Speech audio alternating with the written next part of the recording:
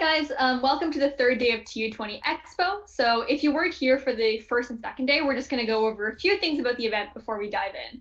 So we're going to be having our talks and panels streamed on YouTube, so the stream that you're watching this on right now. And in the description box, you'll find a link to the breakout rooms at the scheduled times, time permitting. So breakout sessions are going to be opt-in, not opt-out, as we want as many people. We obviously encourage you to participate, but you don't have to. Don't feel like you have to participate in these sections. So part of the fun in going to conferences is bumping into new people and starting to talk to them. So we tried to include this into Expo, despite it being virtual, but we do hope you take part in it. We're going to be constantly sending updates into the Discord announcements channel, and we will let you know when we will come back to the stream. So right now, click the link in the description box and head to the breakout rooms where you're going to get to know people a little bit better. All right, see you guys there.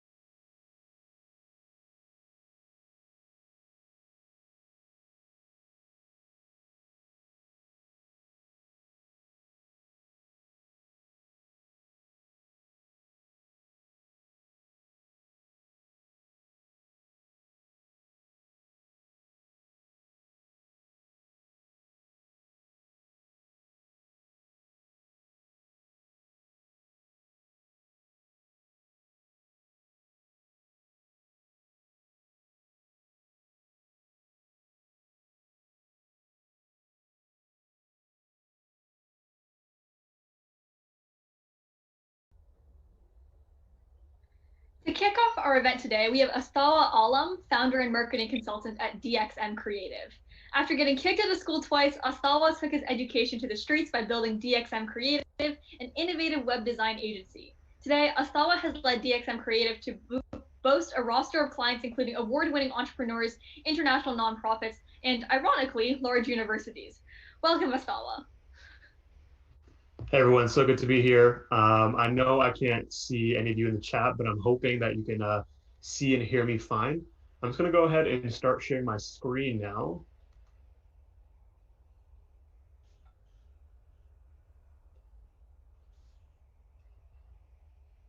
Just give me 1 second.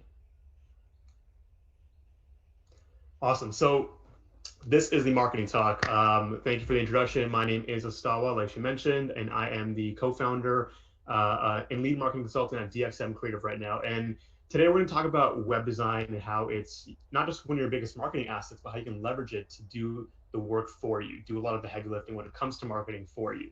So today we're going to dive into a bunch of topics around this area, starting with what good marketing looks like, what bad marketing looks like, and how to know which one you're doing, the journey your customers take to come find you, make a purchase, the actual 5 W's of good web design, and how to know you're doing a good job with success metrics, and of course, finishing off with how to get a website to do a lot of work for you, and hopefully a Q&A at the end of this.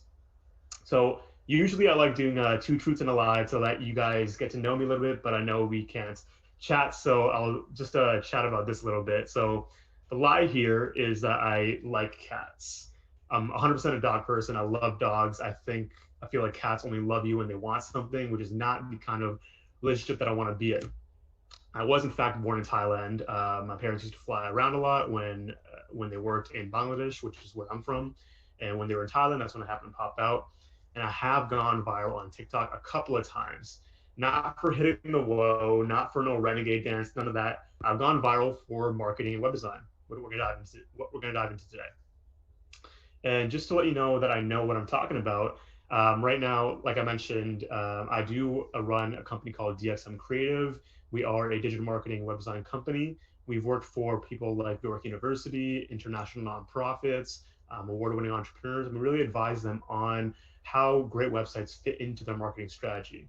And I also happen to work at the city of Brampton. I work in the innovation and tech sector, helping attract companies to Brampton, getting set up in Brampton, helping entrepreneurs like some of you get started in the city. So without further ado, we're going to dive into it. And I do want you to take a minute to grab your pen and paper, your Google Docs, whatever you take notes, because there's going to be a lot of stuff in here that you can start applying to what you're doing today, and a lot of resources that I'll mention as well. So let's jump into it. So first off, let's talk about what good marketing and bad marketing looks like. Good marketing is marketing that's welcome, and bad marketing is marketing that kind of yells at us. For example, if you're sitting down and watching TV, you're watching Breaking Bad or The Raptors, rest in peace Raptors. If you're watching anything on TV, for example, and right as the cliffhanger is coming, right as the fourth quarter is counting down, there's 3 seconds left, you get hit with an ad. That's interruptive. Although the ad might be funny, it might be entertaining, we're not expecting it at that time, and it's not welcome to us. It's ruining our enjoyment of the show. Bad marketing can also look like anything that's yelling at us. For example, a billboard on the street, when we're trying to read an article on a newspaper website and there's a huge ad I have to scroll past to get to it. It's out of place, it's interruptive. Whereas good marketing is marketing that invites us in. It doesn't interrupt us, it knows what we want and actually looks to serve us. And if we imagine bad marketing and good marketing as two different people, bad marketing might be doing something along the lines of, I want everyone, no matter who they are, no matter where they are, to buy my product or service. Bad marketing looks like a 15-year-old watching TV that's getting served an ad for Balding Cream. Good marketing, on the other hand, asks a question. It asks, who can I serve the best with my product or service? Who needs my product or service the most? And you can categorize these two into 2 lines of thinking when it comes to marketing. The first, the yelling one, is outbound marketing. Again, outbound marketing is anything where a company is just doing one line of communication with who they want to be their customer. It's them taking a big net and tossing it into the ocean, hoping to catch some fish. Inbound marketing is more about meeting your customers where they are, the way they want to be met, when they want to be met. It's not interrupting their day. It's not scamming them on the phone. It's not throwing up banners and ads everywhere. It's going to who needs your work, who needs your product or service, and showing them how to solve a problem. That's what inbound and outbound marketing looks like. Now, why this matters for web design is because inbound marketing has changed the landscape. With inbound marketing now, there's so many different paths a customer could take. With outbound marketing in the past, if there's a TV ad, every customer who a company interacts with is on one line, is on one path. They have no choice but to see that ad and go onto the website or go into the store or give them a call. Now with inbound marketing, there's so many different channels that a customer can come in through. You can meet a customer on a keynote, you can meet a customer on social media, you can meet a customer through Google search. There's so many different journeys and paths that they take. For example, if I'm scrolling, if I show you my Instagram feed, I guarantee you that the ads that I have will undoubtedly be different from the ads that you have. But if we both get to an eventual landing page for a shoe company, I'm going to have gotten there in a completely different way than you got there. The path, the journey that I took to get to that landing page, to get to that website, is going to be very, very different from the path that you took to get there. And because of that, because of the rise of ad blockers, because of the rise of the option to skip ads or even just pay to hide them completely, customers are coming in very different ways. And while they're on this journey, you've got to ask yourself a critical question. Where are you taking them? So before we go any further, it helps to understand what the buyer journey actually looks like. And there's three main stages of the buyer's journey. Number one, the awareness stage. This is when a prospective customer realizes that they have a problem or they need to purchase something or consult something to solve an issue that they're having. The consideration stage is when they've been educated on the problem, they know what they're facing, and they're trying to evaluate what products or services can help them alleviate the problem the best. And then finally, third is the decision stage. Here's when the customer's done all the research, they know what they need, they know what problems they have, and now they're looking to find the best value and best deal to solve their problem. So this is critical to consider when we're looking at our web design, because although websites, when you hear websites, you think about coding and design, and although that's how you make your website really is at the end of the buyer's journey. So when a customer is coming to your website from Instagram post or a blog post on another website, they're taking all these different paths and they're taking this journey to your website. And the end of that journey is always going to be your website. Think of it like the gold pot that a leprechaun has at the end of the rainbow. There's tons of ways to get there, but the eventual destination is your website. And that's why it's very important to understand the 5 W's of web design: who, what, where, when, and why. First up, we've got who. Now, very obviously, this is who is visiting your website. Now, why this matters is because me, as a 25-year-old dude living in Brampton, I might have completely different needs from a 17-year-old girl in Calgary visiting a certain website. And if you're a business owner, you need to understand who your customer is. And that boils down to demographic information and user personas. User personas might look something like this. It could be a one-page outline of who your customer is. You could give them a funny name like Nerdy Nina. You could have information around where they live, what their age is, how much money they might earn, what their goals are, and what they'd like to do on the weekends. Doing this helps you paint a clear picture of who your customer is and why they're coming to your website, which we'll dig into a little bit later as well. Now, as a business, you're going to have multiple different customers. So you might have multiple different customer personas. You might have 2 or 3 or maybe 5 different types of people that you interact with in your business. And they'll all have different needs. They'll all have different reasons for why they came to your website and what they're looking for, which is our second W. So now they're here on your website, but what are they looking for? What do they need? It's very important that as a business, we're not concerned about just telling the world about how great we are and trying to get our name as big as we can get it if we're not serving the needs of the who, the what, right? Someone's on our website, but what do they need? How can we serve them? And here's when your information architecture comes into play. So a site information architecture could look kind of like this in its starting phase. Put bluntly, your information architecture is how things are laid out on your website. For example, if I'm a runner and I'm visiting a website, but I'm just brand new to running and I'm just getting back into the whole getting active thing, I'm going to want to educate myself on what the best shoes are for just getting active again, or how to alleviate some of the pain that I've been having in my foot. So it's very important for the business owner of that website to understand what my needs are and show me that sort of content first. There's no point in trying to get me to sign up for a 5K on the website if I don't even have shoes yet, right? So you want to draft out kind of what's important to the user that's coming to your website, and that kind of manifests itself on your website as where you put the menu, what buttons you put on your navigation, how big certain areas of your website are, where's the contact form, is it easy to get in touch with you, and FAQs. So a lot of things to consider in there, but you want to put the needs of a user very prominently. The next thing you want to consider is where is this user coming from? This helps you optimize your website for the kind of device they're browsing on or what kind of piece of content led them there. When they come from social media, for example, they might open up on their phone. So you want to make sure your website's responsive for that, because if it's not, they're going to bounce. It's very important for, as a marketer, to understand what context your customer is in, because if they're, for example, looking at a restaurant website and they're on the go, they might want to make a reservation very quickly. So again, for that information architecture, you want to have widgets on your website at the very top to make it very easy for them to book a reservation. Next up is when. Now, the when takes us back to our buyer journey. So they're on your website, but they might not be ready to buy right away. They might be on your website while they're still in the awareness stage. They're just aware about the problem, but they're not ready to make a purchase. So you might lose your customer if you try to sell them right away. To better understand this, it helps to look at this graph here. Previously with outbound marketing, it was one straight path. You gave a customer an ad, they came to your website, they made a purchase. If not, they left. It was done. But now with inbound marketing, we look to establish relationships with our customers. And we understand that they can come in at any time and they can keep buying from us over and over again. So when we understand that, we know that our customers might not purchase now, but they could purchase in a week or a month or a year when they're ready. And to purchase and to make that helpful for them, we want to understand when are they going to be ready and how can we help them get there? What additional information, resources might they need to be able to make that decision? The key here is to understand that your customer might need time, they might need more information, and to help them get there quicker or just more informed. Finally, the why, this last W of web design.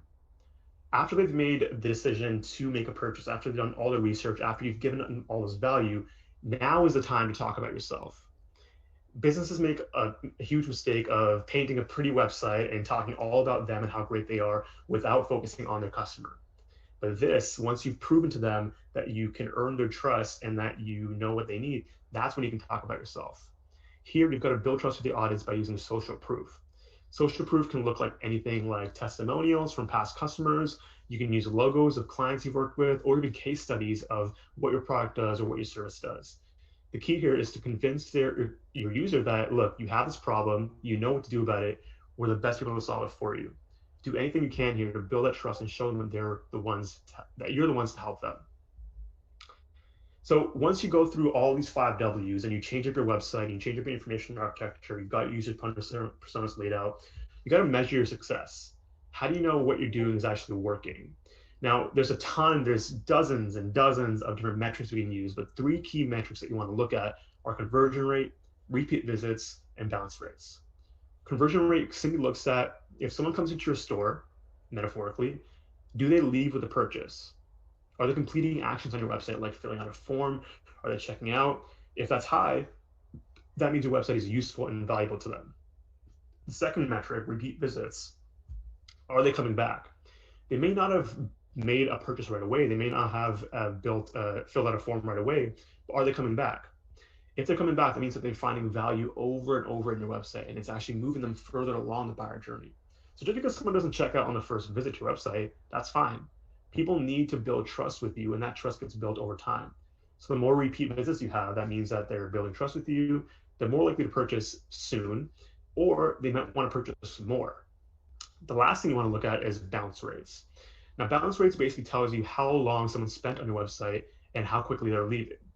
Now, it could be a good or bad thing if someone leaves very quickly. It's a good thing. It could mean it's a good thing if someone comes to your website and finds what they needed and they left. They got the information or they made a purchase right away. It could be a bad thing if it means that they came to your website, they couldn't find what they were looking for, so they left as a result. So you want to understand the context of what matters to you and you're hearing from your customers at this point.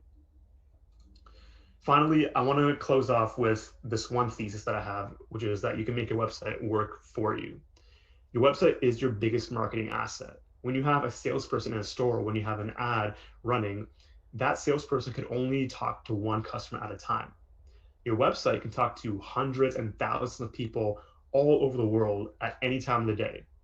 If you can make your website work for you by using bots, by using forms, by creating smart content that meets your users where they are, then your website will do a lot of heavy lifting for you while you're at a brunch or taking a nap, or even just refining your products even more. But none of this can happen without you understanding who your customer is, where they are in the buyer journey, when are they coming to your website, what are they looking for, and why you should be the one that helps them solve the problem. Awesome. So I don't know if we're gonna do any questions, but those are the 5 W's of web design. If you want to connect with me, stawa.ca, you can find me on almost everything with that name. And DXM Creative, you can find my company at dxm.to. And any other questions or marketing advice you have, want to hear about, it's all on those platforms there. So I'll turn it back to you. Cool. Thank you. So we do have some time for questions. So we have around 4 minutes for questions right now before the start of our next panel. So if you guys watching the YouTube stream have any questions, feel free to put them in the marketing talk channel. I should have tagged everyone and let them know that that's where they can put their questions. As of right now, we don't have anything in this channel. So yeah. I'm trying to think of questions. In order to we currently have someone typing in the chat, so I guess we'll wait for them to finish typing and then they can ask their questions. Okay.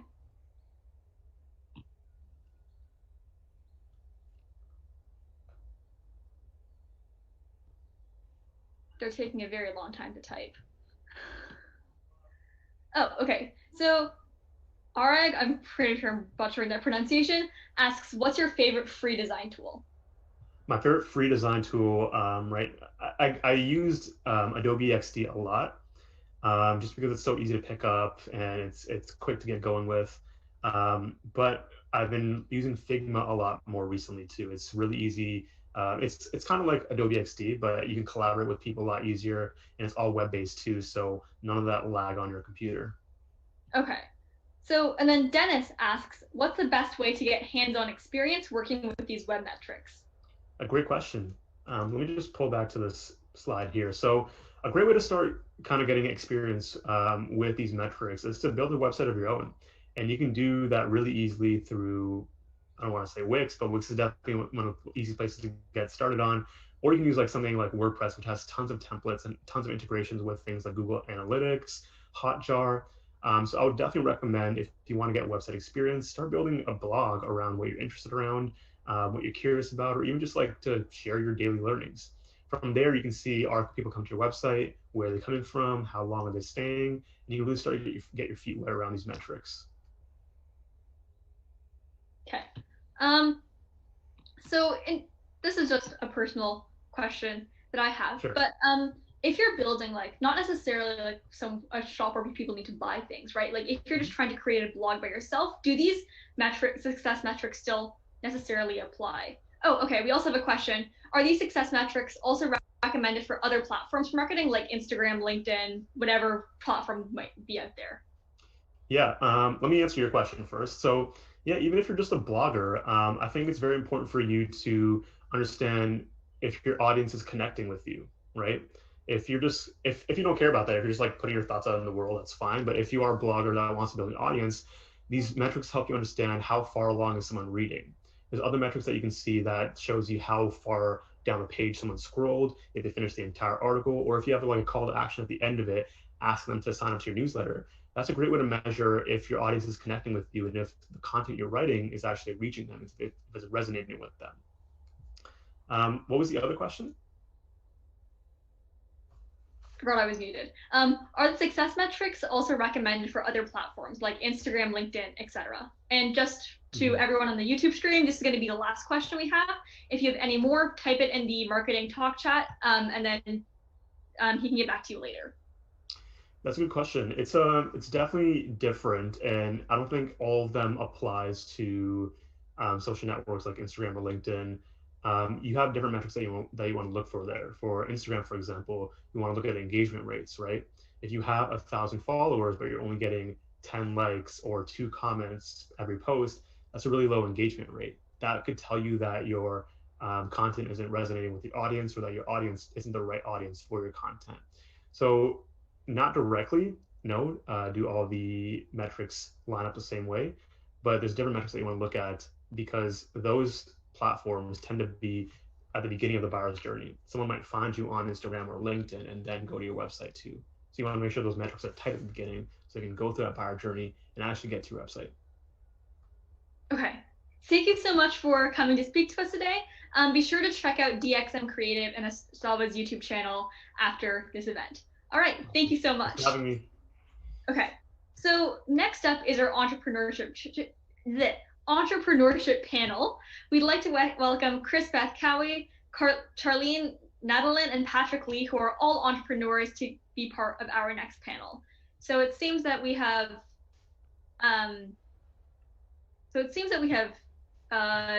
Chris here, Chris back here. In terms of, I don't think the other panelists are here yet, so we'll give them a minute or two to hop into this this call. Okay.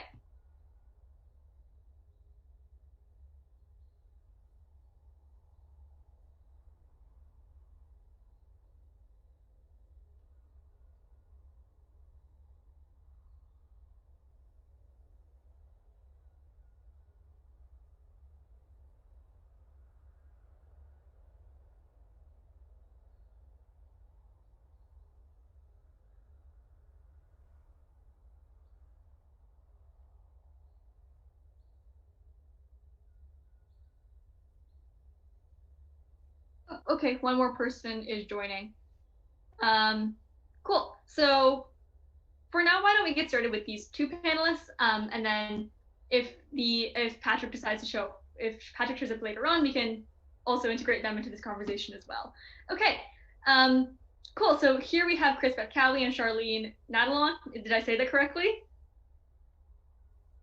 Okay. Cool. Oh. Nadalin. I'm so sorry about that. Okay. Okay, so why don't we start with brief introductions, right? So you, your company, and what role you play in entrepreneurship. Charlene, want to start? Yeah, sure. So my name is Charlene Nadlin. I'm the founder of Amintro. It's a social platform for adults 50 plus that promotes friendship and community and participation. So our objective is to help the aging population combat loneliness and social isolation across Canada. I'm the CEO, I'm the founder, I'm the president, all of the above. And my role is to grow and lead the company. That sounds awesome. All right, Chris, do you go by Chris or Chris Bash? Chris Vet, CB.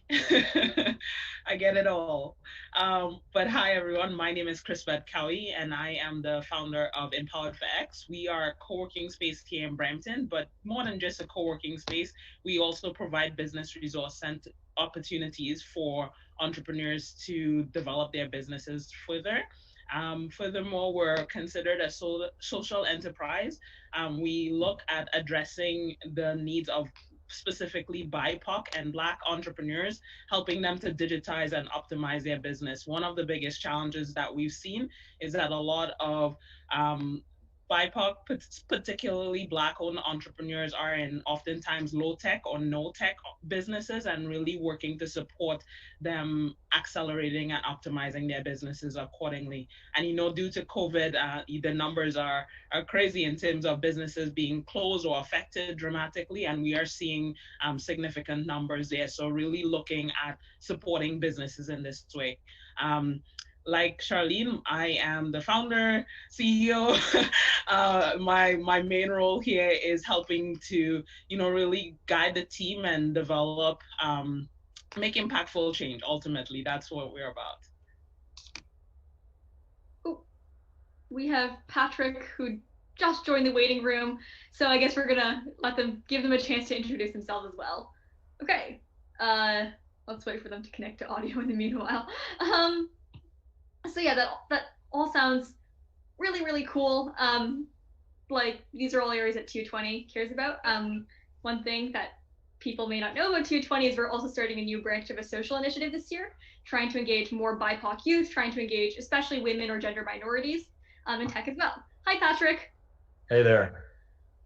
So we just went through a round of like brief introductions. So why don't you introduce yourself, your company, and what your role is in that? Thanks for having me in here. I am based in Toronto. I'm an entrepreneur.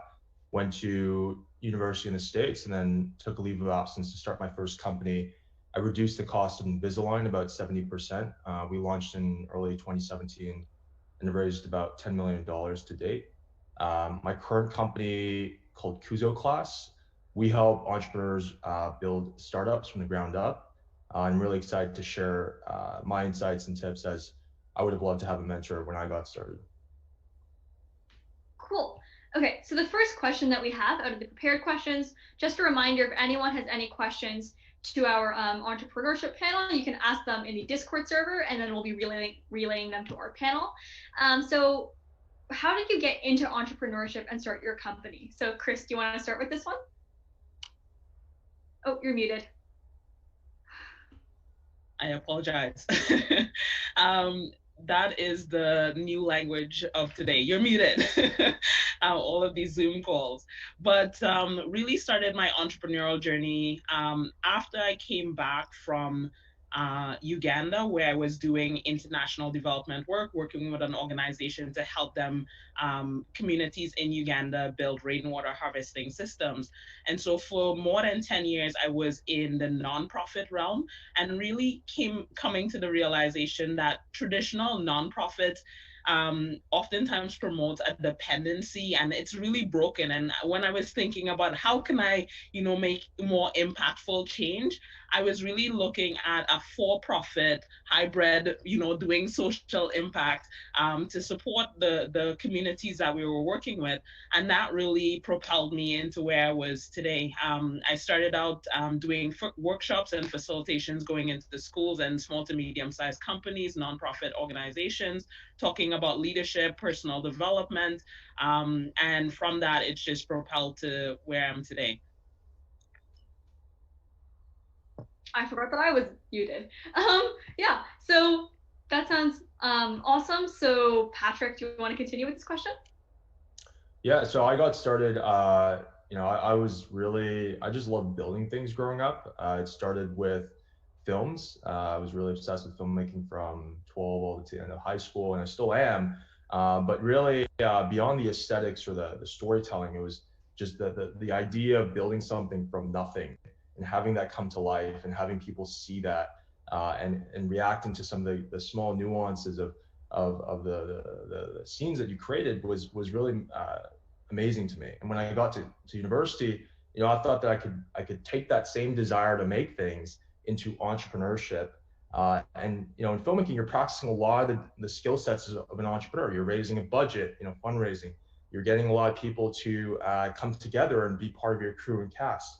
It takes a lot of convincing and all these things I was practicing already. And so I had a lot of confidence going in. I think a lot of people in high school, middle school, they don't necessarily have the fortune I would encourage anyone out there who's in high school to create your own projects.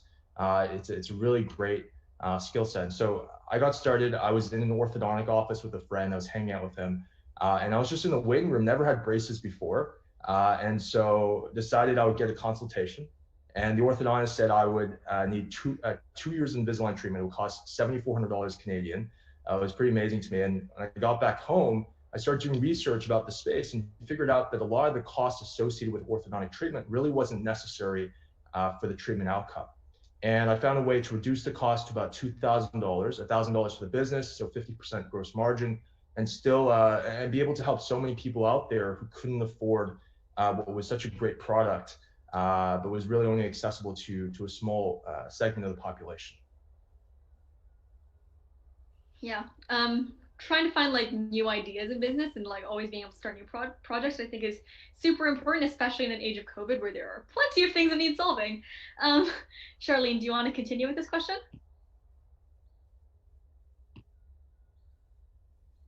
There we go. Yeah. So I grew up, my family has always owned businesses or started businesses, diverse businesses, really strange businesses that what it did was it taught me to be fearless and how to problem solve and so forth. And so I had a very successful corporate career in downtown Toronto, ran my own division, my own territory at a very young age, and was pretty much autonomous, and then reached a point where I wasn't fulfilled. And so what inspired me was my mom and concerns for her well-being as she was getting older, and for my family, and was just observing that she wasn't as social as she used to be. Her circle of friends was dwindling for a number of various reasons, and that caused me a lot of grief and anxiety and worry about what will be her quality of life in the next 10 to 15 to 20 years if this pattern continues, and what will that mean for my brother and for me if my mom gets really ill and isn't able to age well and in place on her own terms. And so that led me to, I had a pain, my family had a pain, and I started doing my research and realized it wasn't restricted to my family, that families globally, families across Canada, are dealing with the same realization as we all, grow up.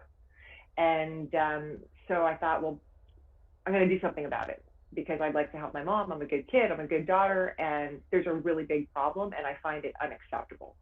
And so I resigned my corporate career and relocated from downtown Toronto to Brampton, CB, and started a Mintro. Yeah, these are all like inspiring journeys, and I hope because I know a decent number of people who are watching this YouTube stream are going to have like passions to start a business. So I hope that it can convince them to just do what they want.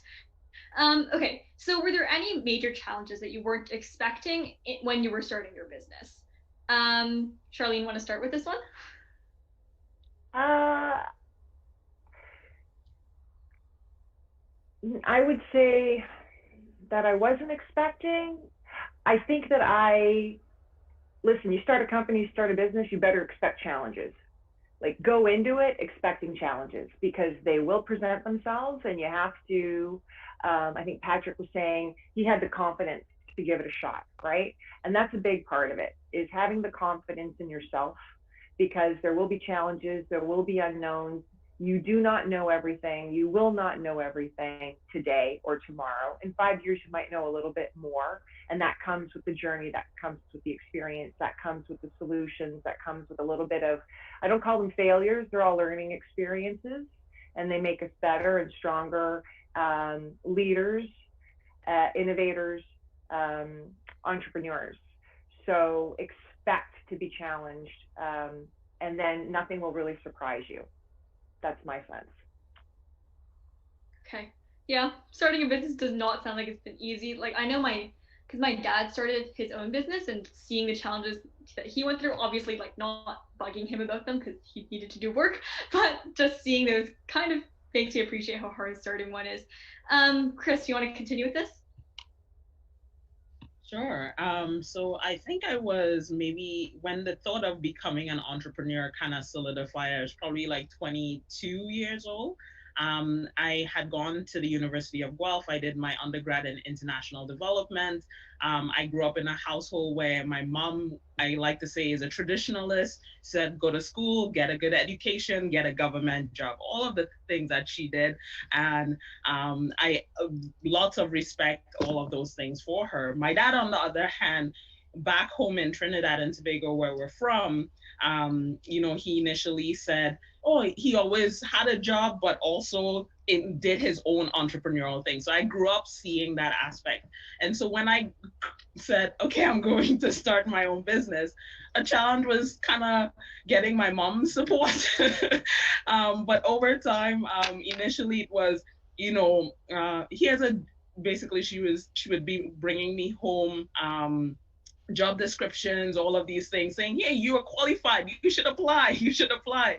But that was like on the home front. But I would say, I think Patrick talked about it, as someone who was looking to enter into the space of entrepreneurship.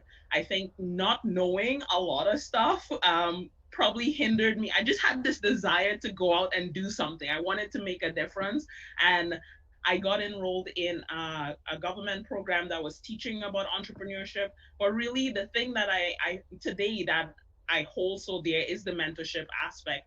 And that really, I would say, not knowing a lot of the pitfalls or obstacles that I would experience along the way, having a mentor kind of close those gaps after all. And I'll just do a quick plug as well. One of my roles as the business mentor at Edge, which is Sheridan's incubator, that's how I heard about this event. We support entrepreneurs, youth that's looking to start a business, providing them with the training, the mentorship, all of these things which I talked about around, and both Charlene and Patrick alluded to around the confidence, building your confidence in this space. So being connected to a community like Edge is really great as well. Yeah, okay. That's all good advice, and people should take a look into business incubators and getting mentors then. Patrick, do you have what's your take on this question? Yeah, thanks. So for me, like I said, I took a leave of absence, and my everyone around me was against the decision, and my parents, my professors, my friends. I had one professor, so I went to Duke University, and one of my professors said that without a 4-year bachelor's degree, I would not be able to build a successful business. That you really need that perspective to do so, and I didn't agree with her at that time, and so I booked a flight to San Francisco. And by the way, I talked to my dean, and she said that I had some scholarships in place, and Duke was very flexible in terms of the time I could come back, and so I could come back at any time. My scholarships still be in place, and so for me it was a decision of, would I be able to spend this time outside of school productively? I knew that I would. At the very least, worst outcome, I would learn a lot of things. And so I booked a flight to San Francisco the night before I left, with under $1,000 to my name. I was at a $30 a night sort of hostel at this, they call it a hacker house, a bunch of people sitting in one room. And I met actually, there's two guys who worked on this apparel company. They were made these jeans that didn't stink or stain. I thought it was a cool product. I was 18 years old. I thought, why not just join them? And I just jumped in, started helping them out. We launched a Kickstarter campaign. We ended up raising $300,000 in 55 days. We're featured on Time and Business Insider and every possible major media outlet you can imagine. But ultimately, I flew back to Toronto. Decided, I left Duke to start my own company. And at that point, I was with my friend, and that whole thing happened. But really, the challenges that emerged during the 4-year period that I built the company, this could go on for 10 hours. But really, I think the summary is that, you need to be prepared to tackle things head on, and you need to have the attitude that you're gonna figure things out on the way. And I read every book imaginable in startups. The space that I was in was very litigious, so I even read a 300-page book on intellectual property just to understand what was going on and to have that context. So being prepared to do whatever it takes to succeed, especially in entrepreneurship where you aren't given the reins or any guidance, is absolutely critical to success. Yeah, okay. This is all good advice, and I hope the people who are listening to our panel take this into account if they want to start companies of their own in the future. This is a tad bit of a follow-up question to the challenges portion, but how, if at all, has a pandemic affected your operations in a more COVID-related question? Chris, want to start with this one? Sure, I can. So basically, as I mentioned, we have a co-working space here in Brampton. Due to the lockdown, as you know, all businesses that had a storefront had to close, and we were one of those. I think, thankfully, the way that I set out to build our space, as I mentioned, it's not just a physical co-working space. I can give you a little tour I'm actually inside right now, so we have some desks and stuff that members can come in and use. But we do really focus on providing those additional business resources and tools and supports. And we were already doing a lot of online training. So we saw, the physical membership where people would come in, that had stopped. But our online sales in terms of virtual members and the number of people that were also starting businesses during COVID was really surprising to me as well. So we saw an increase in that. But I am so thankful.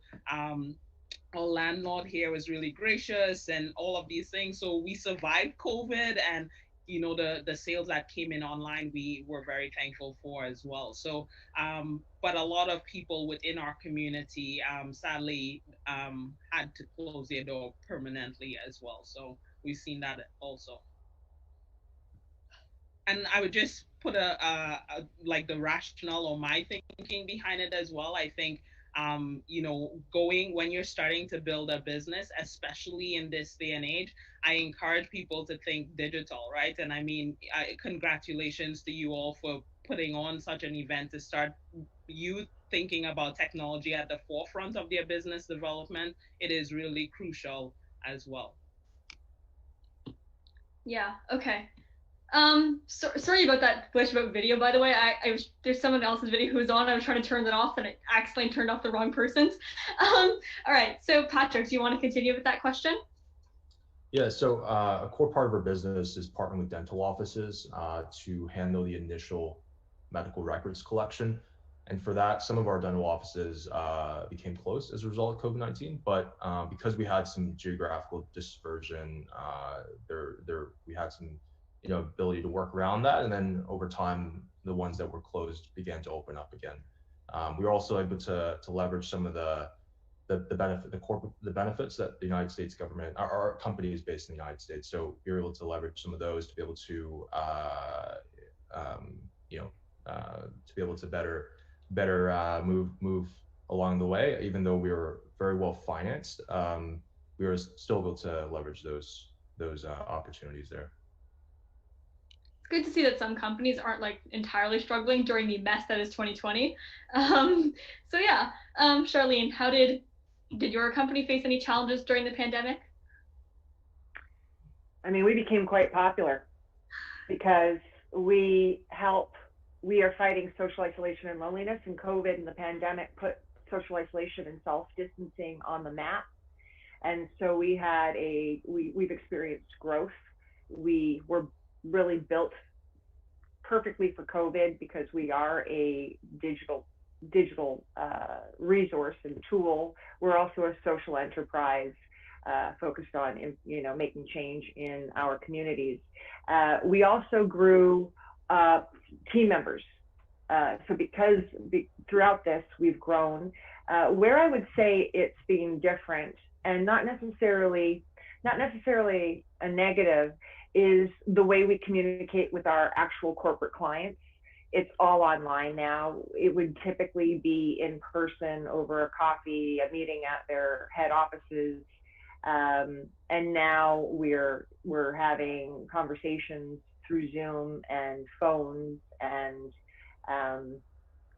it's a little bit difficult getting your customers or getting those conversations initially because they're not at extension 204 at head office anymore, right? So that has posed a bit of a challenge, but in all other areas, we've experienced growth. Yeah, so I think digital businesses are really thriving during COVID, and businesses that are fortunate enough to be able to stay afloat in this new world. Yeah, that's quite interesting in and of itself. Okay, so back to more inspirational content and less the depressing COVID side. So was there ever a point when you thought your startup wasn't worth it anymore? Were your family, friends supportive throughout the whole time? And the natural follow-up to that is, what convinced you to stay through it and stick through it? All right, Patrick, do you want to start with this one? Yeah, I mean, where do I start, right?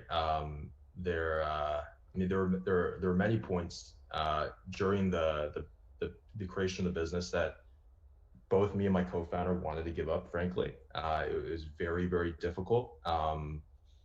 And I think the only thing you can do is just wake up the next morning and see it as a fresh day and continue. And 3 months later, you look back and say, wow, if I'd given up at that point, then I wouldn't have made all this progress I've made in the past 3 months. And you keep doing that, and you realize over time that you end up solving the problems that you thought were totally, going to be detrimental to your business. And so, I think perseverance is so important to any entrepreneur's journey. And there's so many people out there who gave up too early, and they were just so close to success. And you can always rationalize. You can always say, you're just 3 months away from, and it kind of gets to your head a little bit. But really, I think if you give it that amount of time and you really intentionally think about the problem and you solve it and you try to figure out whatever way, no matter what the circumstances are, there usually is a solution. And this is applicable to all aspects of fundraising, all aspects of startups, whether it's fundraising or bringing on the best people to your team, or trying to find customers profitably. All of these things can be solved, but it just is going to come down to yourself and your perseverance and how you tackle the problem. All right, thank you so much for those insights. Charlene, want to continue? I mean, I started laughing as soon as you asked the question, because I think this can be a daily conversation we have in our heads. Like, starting a business and being entrepreneurial has the highs and it has lows, and the highs are really high and the lows are really low. And to Patrick's point, perseverance, tenacity, and passion. You have got to be passionate about the solution or about solving a problem that you've identified, because if you do not have that passion, you will not persevere. If you don't care that deeply about providing that solution, you're not going to make it, because it is challenging, as I said earlier, and it's very emotional. And some days you think that you are on top of the world and you just got it because you pulled something off that was part of a plan or a strategy, and other days you don't feel as confident and as strong because maybe you encountered a hiccup that you weren't expecting or weren't planning for, or didn't go the way you had wanted. But Patrick said, you get up the next day and you do it again. I think being a bit stubborn helps. Maybe a little bit of pride, I know it's one of the sins, but I believe that pride also is necessary to keep you going as well, because you don't want to give up, and you just won't let it happen, right? And yeah, there's a lot of stories of people that they gave up too soon and they were right on the cusp, and then and it's not overnight success, and we never hear how many years in the making the success story is. That's not what we hear. But there could be years, could be decades, and there's no real. And Patrick, I invite you to, CB as well. If you set up a timeline in your head, and I tell you right now, it's so far from reality. That's also what you sort of learn going through the process, is you can go ahead and say, listen, by in 3 months it's going to be this, in 6 months it's going to be that, and in 12 months it's going to be this, and your business is going to tell you and teach you, you're not in full control of those outcomes as much as you'd like to think, but you need to be flexible and resilient as well to bounce back, right? Yes, hit the unmute button. Especially like giving up. I think I think like most fields, really, like regardless whether it's a startup or like any kind of project you're pursuing, is a big thing, and like having the like passion to continue it. All right, CB, do you want to answer this question? This will be our last question, like answer of this panel, before we're going to move on to our next section. Awesome. So I will say in my journey, definitely when I started out in 2015, I did not have a lot of support, got some training external, as I mentioned, from the city of Brampton. and life happened. And life happened. I went into, I had lost some money, and that's part of the journey sometimes.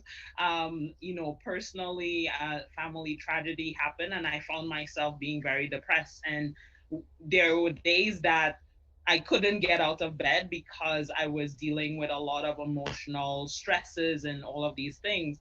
And one of the things that I would say is, I think, I put my business on pause because at the time I was self-employed, and it was me. If I don't get up, there's no money coming in. If I don't go out and serve my clients, nothing happens. And coming to the point where I finally caved and accepted, just because I just couldn't think about, running a business and doing this thing. So I put my business on pause for a bit. I went back and I took a job.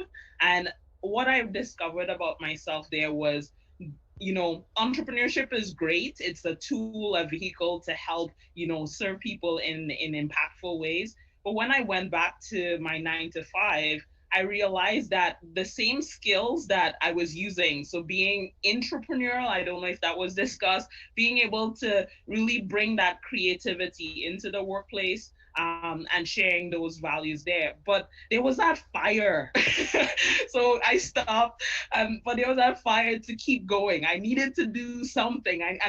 I can honestly say, like, I work at Edge, which is the incubator that I mentioned, helping entrepreneurs doing the things. So I've only promised I will continue to serve wherever I'm passionate about. And so for myself, the words that the others have shared, it's that perseverance, the passion. I say fire. Keep those emblems, the embers. When they burn out, don't let it die. Just the embers stay there, and they just go. And that has been my experience, to stick to it, and see it through, because as Charlene mentioned, the timeline, things doesn't happen as planned, but when you're on purpose and mission and you're going, nothing's gonna stop you, So don't give up on your dreams. If you have that dream, and I keep telling myself that all the time, you have a dream, keep going towards it. All right. Thank you so much for ending that on an inspirational note, and I hope that message resonates with people who are watching our panel. And so, yeah, if you're interested in entrepreneurship, be sure to reach out to them for more details. You can message them in the Entrepreneurship Panel Discord server, and they'll be sure to get back to you. So something that we also believe here at Tech Under 20 is that entrepreneurship and technology go hand in hand. So it's natural that our next talk is going to be something related to technology. So Ramandeep Sawhney will be talking about her work with AI, the Internet of Things, and the future of technology. She's passionate about using technology for social good, and last year she co-founded a startup aiming to use artificial intelligence to prevent outbreaks of insect-borne diseases. This idea was a finalist in the Microsoft Discover AI Challenge and selected into the world's leading university-based incubator, the DMZ. She has spoken at the University of Cambridge and Deloitte about emerging technologies, including Senolytics and AI. Currently, she is the founder of Cryptic Languages, an initiative that is encouraging students, especially girls, to pursue technology careers through coding workshops and webinars. Did we mention that she's also 15 years old? Take it away. Okay, thank you for introducing me, Heather. I'll just quickly share my screen so I can get started.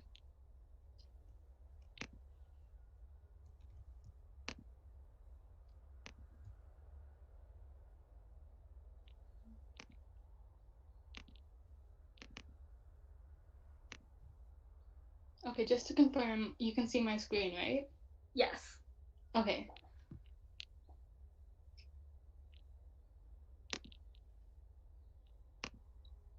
Okay, hi everyone. My name is Ramandeep. I'm a 15-year-old artificial intelligence developer who's passionate about using technology to create a global social impact. Today, I'm going to be focusing on how AI and the Internet of Things, or IoT, will impact the future of humanity. To start off, I'm just going to explain both AI and IoT so that everyone's on the same page as to what these technologies actually are. So essentially, AI is creating computers with human-like intelligence. An example of how you would use AI in your daily lives is the AI algorithm behind your YouTube recommended section, for example. This algorithm makes videos similar to your interests pop up in your recommended section after it trains itself to find videos that you like through a process called machine learning. To explain machine learning, or ML, it's a subset of AI that allows a machine to learn without being explicitly programmed. ML allows machines to be able to learn on their own, whether it be from past experiences or large data sets. ML algorithms look for patterns in data to draw conclusions. In terms of the ML algorithm behind your YouTube recommended section, it's looking for patterns in the data of past videos that you've watched to find others that you may enjoy. On the other hand, IoT is the technology that allows machine-to-machine communications to occur among devices. For example, IoT could be used to trigger a temperature to rise in a home when an alarm clock sounds, because the thermostat and the alarm clock would be able to communicate with IoT. In terms of the future of technology, especially with AI and IoT, I personally believe that these two technologies will be and should be adapted to have more applications for social good. One area of global issues that could be positively impacted by these two technologies are environmental issues, for example. In the future, IoT could be adapted to be a way to protect biodiversity and fuel animal conservation in a method that's more widespread. Currently, IBM is an example of a company that's working on using IoT to protect wildlife, such as rhinos in Africa. This project includes coloring common animals in areas where rhinos reside, like zebras, for example, and then monitoring the behavior of these animals. If they seem to be portraying unusual behavior, like the animals are scattering instead of traveling in a herd, IBM can detect that there may be a poacher in the area. Then, teams on reserves for these animals can be alerted to the vicinity of the threat and be dispatched. In the future, I believe that this technology can be made more widespread across the world to protect more biodiversity. Another application of IoT and AI is using it to combat various effects of climate change. For example, last year I co-founded Prohibio Health, a startup that aimed to use AI to prevent outbreaks of insect-borne diseases.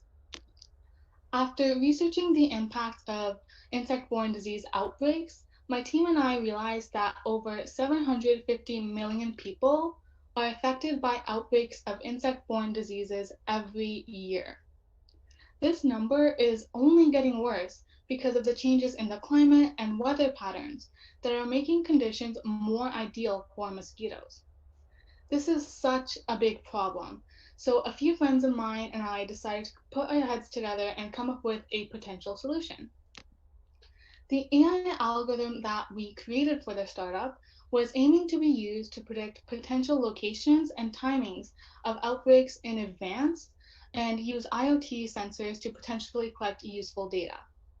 This technology could alert governments, charities, and businesses in the tourism sector to a potential outbreak so that they could prepare for it quicker.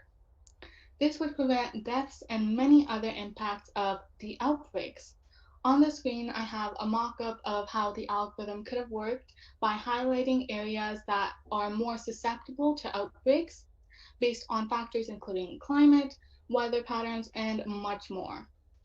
This is another way that AI and IoT can be combined and used to prevent some of the impacts of climate change. Another area of technology that will significantly be impacted in the future by these technologies is healthcare. And these technologies could potentially even be used to lengthen the human lifespan. I know that sounds crazy, so let me explain.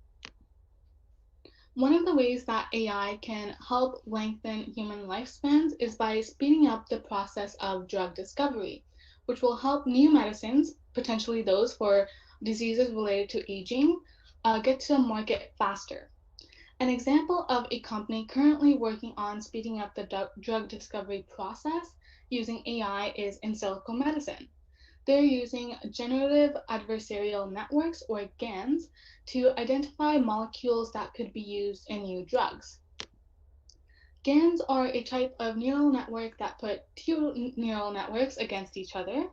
To provide some context, a neural network is an algorithm that AI uses to complete its task by using nodes, which are like neurons in the brain, to analyze the data that is given to the algorithm. In the case of in silico medicine, one of the neural networks are trained using a data set, and the other creates new molecules that could work as new drugs. When it comes up with a new molecule, the neural network trained using the data set evaluates the output based on its knowledge using the discriminative model, and then the molecule is finalized for further development.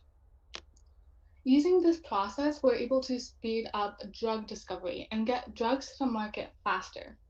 Furthermore, the drugs discovered could potentially be for diseases that come with aging, like Alzheimer's, which could definitely help people be healthier for longer. Additionally, AI could lengthen human lifespans by improving emergency care.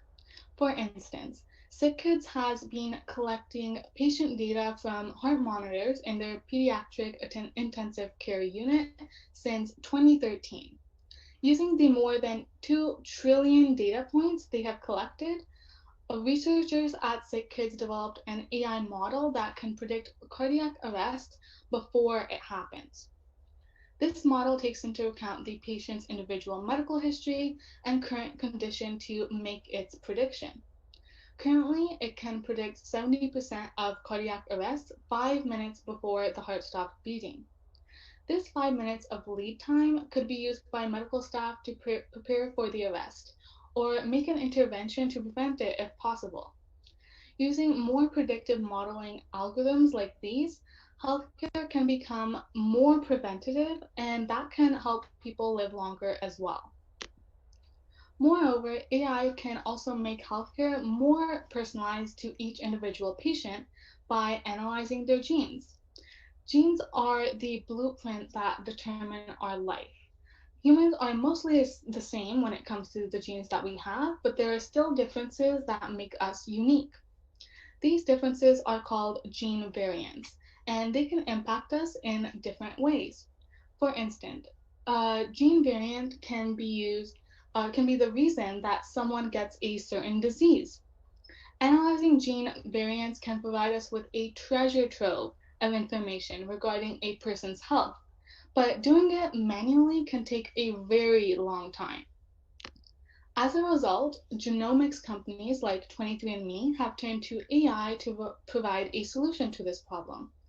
23andMe used an ML algorithm to find patterns in a large set of genetic data, and then the patterns were turned into computer models to provide predictions as to how someone's genes may be able to impact their weight. Using a similar model, we can understand which health conditions may affect someone in the future. If the disease is preventable, individuals can consult medical professionals to implement lifestyle changes or other interventions for prevention. Again, this preventative healthcare approach, technology will impact the future in a positive way by contributing to making people's lives healthier. In terms of IoT, it can also be used to impact healthcare positively. The Internet of Medical Things, or IoMT, is essentially when medical services, software systems, and other health systems or services are connected to each other.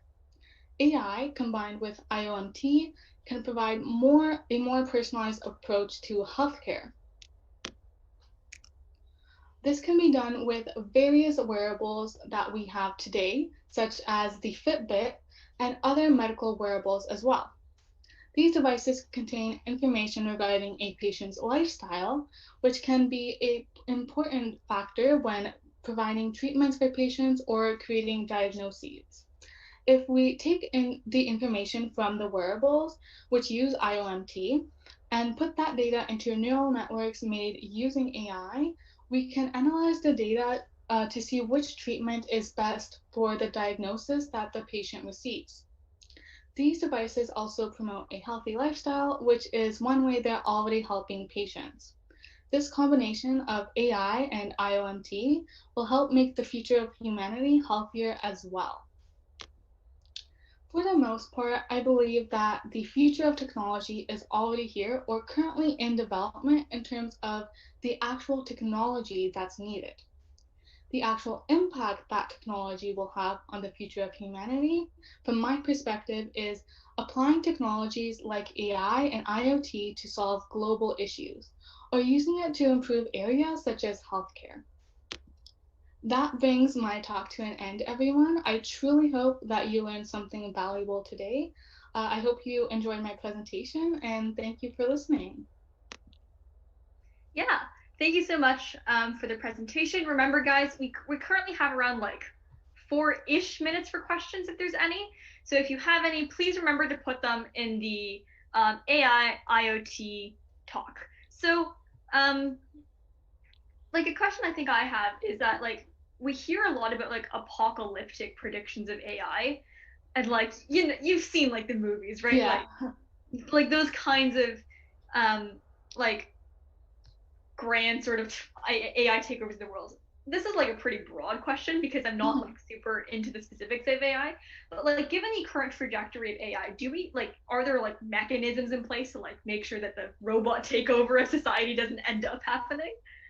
What I can say about that is I don't think that would happen as soon as some people think it will, because currently the AI that we have is narrow AI. So narrow AI is basically AI that's designed to do very specific tasks. And even if you take something like Siri, which seems like it can do a bunch of different tasks, it's the thing that Siri is good at is analyzing your commands and understanding what you're trying to tell it to do. The kind of AI that people are afraid of is called general AI, which would be able to do a bunch of different tasks at once. And that we're not quite there yet. So I don't think we need to worry about that too much. But yeah, we're not quite there yet. Okay, sounds good. This is from me not knowing that much about AI and just coming in from a sci-fi movie perspective. Yeah.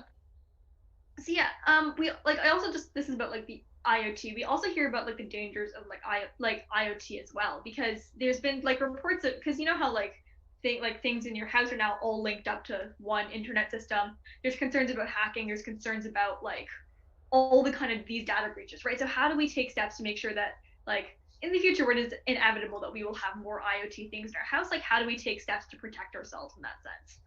Yeah, so first, I think that there should be like more government regulations around this kind of technology before it advances. And also from like a consumer perspective, just be very like knowledgeable about what you're putting into your house. Like you can do a lot of research on IoT on your own and specific products that you're buying. So just make sure that there's nothing like creepy or weird that stands out in like manuals or whatever else may come with technology and other research online. Yeah, okay.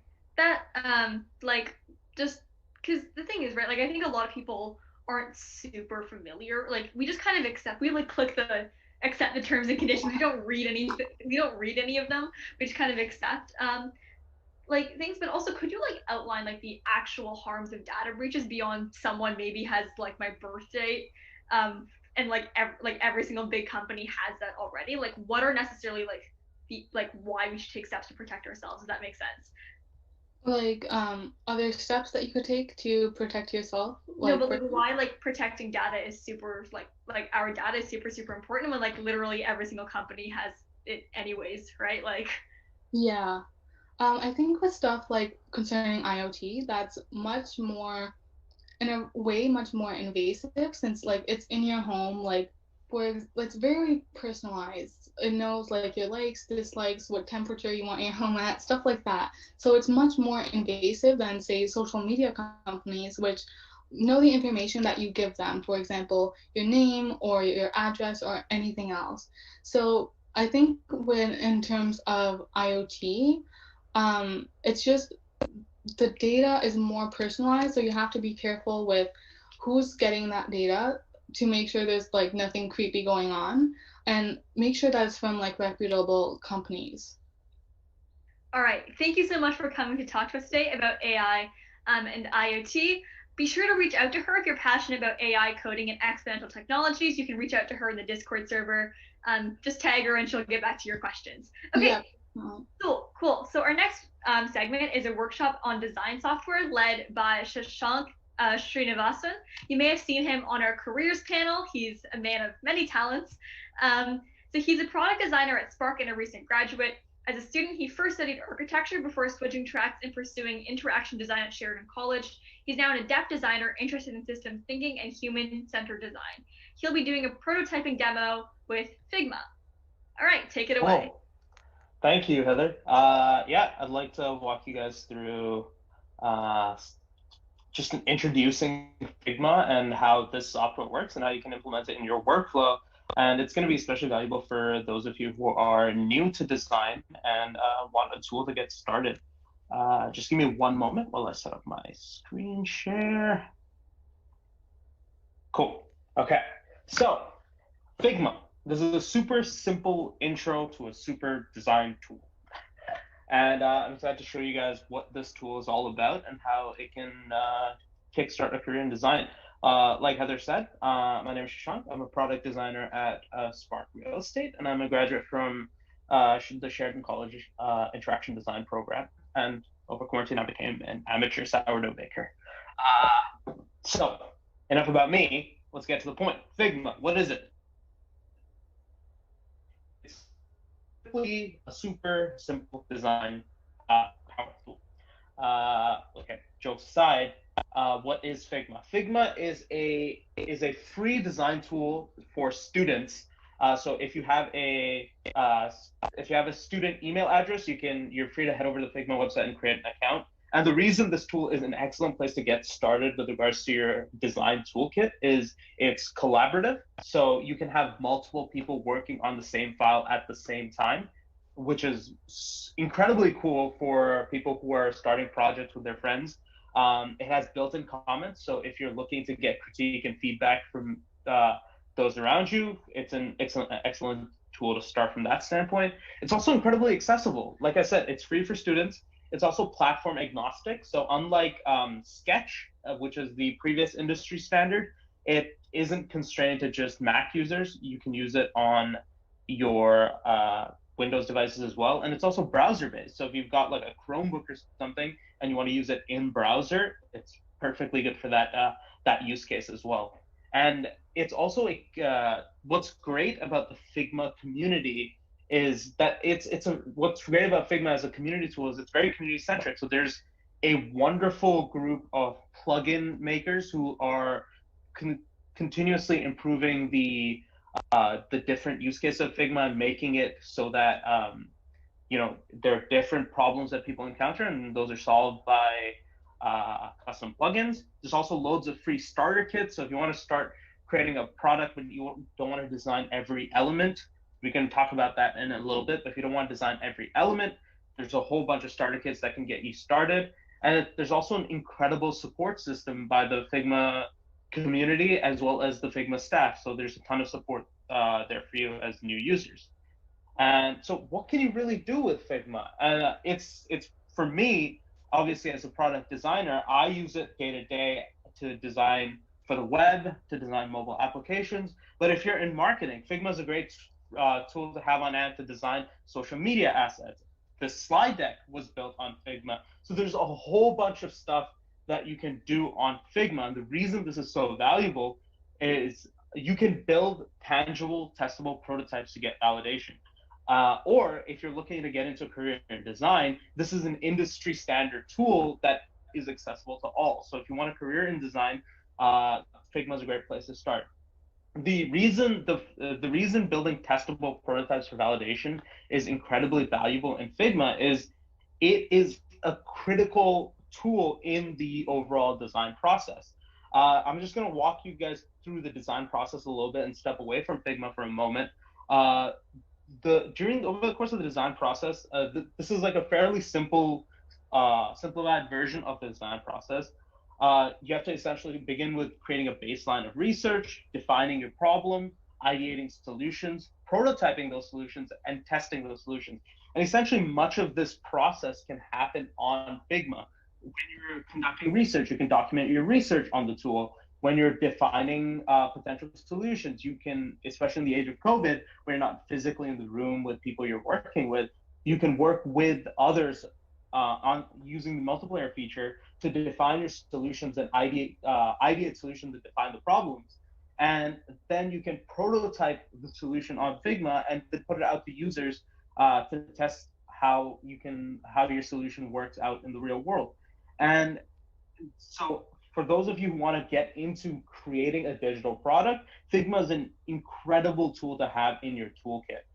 So enough about Figma, but just talking about it, let's get into showing you how the tool is actually used and how some of the basics that you can do to get started on the tool. So as you can see, I've actually designed my entire slide deck within Figma, and all of these elements I've built in Figma. So I'm going to walk you through some of the basics in the application. One of the critical, this is how the tool actually looks. And some of the key elements here that I'm going to point out to you is this is your toolbar, and some of the key elements that you should look at here are the frame creator, the shape creator, the line drawing tool, and creating text-based elements. And how that works is when you create a frame, your elements would live, and you can connect different pages to one another to create a prototype that will help you, address some of the solutions here. So, walking you through some of the basics in Figma. Once you've created a frame, creating text-based elements is quite simple. So you can go in, create a text field, and write that right down. And the beauty of this is you can obviously customize text like any other text editing tool. And in the case of creating a digital application, this is a basic template that I've worked with to create a app. You can then create prototypes for this workflow. So, for example, I can walk you through an actual. I can walk you through the app that I've made here, and I can show you how those connections work. And this is excellent for those of you who are getting started with Figma for the first time. So, for example, this is the landing page. I walk users through logging in. You enter in your information, and you get into the application, and you can actually create state changes here. So you can create the animations of users walking through the actual application. The different style of animations, the speed at which they occur, all that can be customized within the app. So the way I've done that here is you can select individual elements in Figma and connect them to one another. So this login button here, I've created a tap interaction to go from stage to stage. The way that works is this interaction, I have set it on tap, it navigates to the login frame, and the way the animation looks is dissolve, and you can kind of set that to behave in any way in any individual interaction. And there are a whole bunch of options here that you can choose from, and that will change the way your app looks and feels.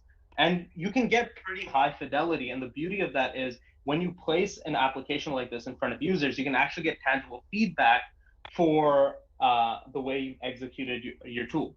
The reason that's valuable is ultimately development work time is extremely intensive. So if you have an engineer on your team who's actually executing a design, it's critical to ensure that you don't use their time. They save their efforts for something more valuable, and you can execute a fairly simple structure for your application in Figma without investing developer time. You can get it in front of your users, you can get user feedback, and you can iterate on that process.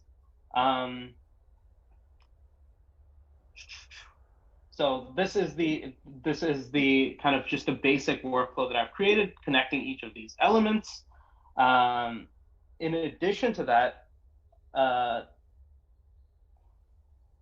you can also create, because Figma is a vector-based tool similar to Illustrator, you can create some pretty simple and wonderful line works, and you can create wonderful illustrations within Figma as well. So if you're building, say, social media assets, you can build all of those assets within the tool. I can show you, for example, the community feature here in Figma. The wonderful thing about this is there are folks out there who created all these wonderful toolkits that you can work with that can be your baseline to start from. So you can each of these are public and accessible to all, and you can go in and edit them and utilize them in your own design work.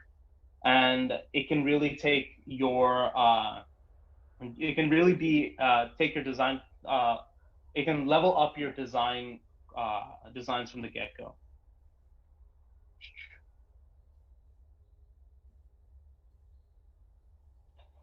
And there's also a ton of, say, icons available to you and things of that nature.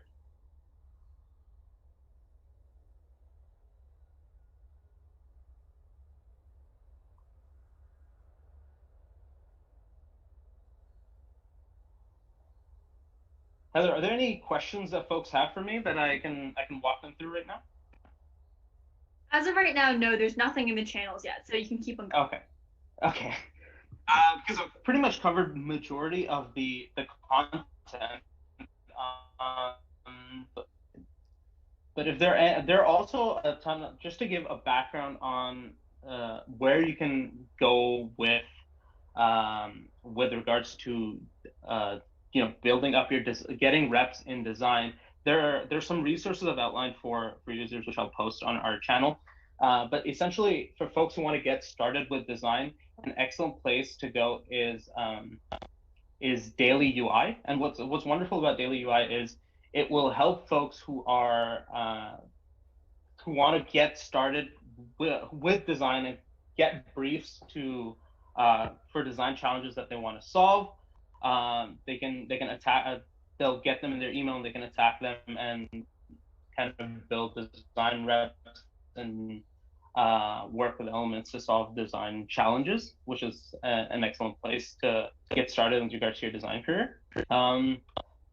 Yeah, that's honestly from my end, that's pretty much all I've got. I know we've got like probably 20 more minutes scheduled, but if there are any questions you have for me as a designer, I'd love to answer them and carry forward.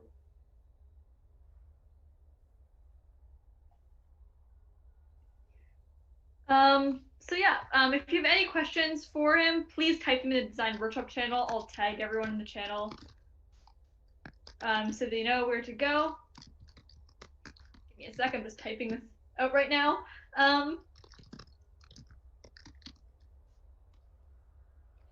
Okay. So yeah, Rory has a question in the chat. So it's like, how long did it take you to master this program? That's a great question. So Figma as a tool has really been industry standard for about 2 years. So it's been in my toolkit for about a year now. Prior to that, I really got started with regards to working with vector-based tools like Figma when I worked with Illustrator during my undergrad. Illustrator and Sketch were the first tools to get started. And the basic principles are essentially the same in that frames in Figma, like the one that I've created here, or these individual frames that have their that have names such as landing, login, so on and so forth, are the same as artboards in Illustrator. And so a lot of the principles cross over from software to software. Figma is just the tool I recommend for students to get started with, but it's essentially very similar to tools such as Illustrator and Sketch.